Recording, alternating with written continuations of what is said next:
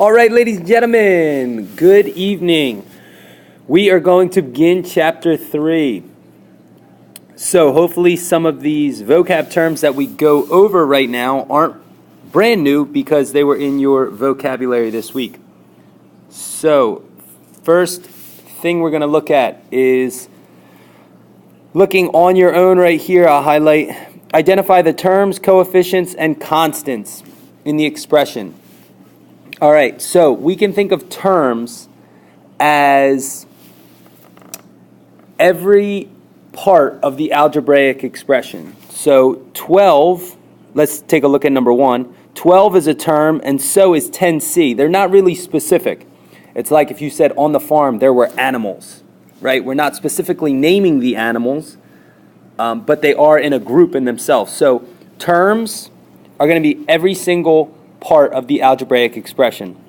Now, let's take a look at coefficients. A coefficient, the technical term for that is a numerical factor that contains a variable. All right? So when we take a look at example number 2, and we look at the 3 before the W, the 3 is a numerical term. The W is our variable. So now we're taking the term of 3W and we're breaking it up into two pieces. We have 3, which is the coefficient because it's a number, and we have W, which is the variable. All right, now let's take a look at the constant. A constant is explained as a term without a variable. So let's take our example from number 2 again, and when we go to number 2, when we look at 15, right here, there's no variable attached. Because there's no variable attached, it's going to be called a constant. All right? So, terms are like saying there's animals on the farm. And then coefficients and constants would be similar to when you're actually naming the different animals on the farm specifically. There's a pig, there's a dog, whatever you want to say. All right, so 15 is the constant in example number 2. 3 is the coefficient. W would be the variable. Half is a number, so that would also be a constant. All right, let's move on. Now we have some real life application here. This was taken directly from our textbook. So you are saving money to buy a skateboard. You begin with $45 and you save $3 each week. The expression, called an expression because it contains numbers, operations, and symbols. All right, not an equation because we didn't save it. It doesn't have, or we didn't solve it. It doesn't have an equal sign. So 45 plus 3W gives you the amount of money you save after W weeks.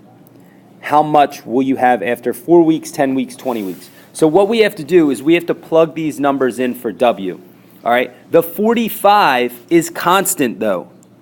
When you put that $45 in your account, that's not changing. That's there. All right, that's set aside already.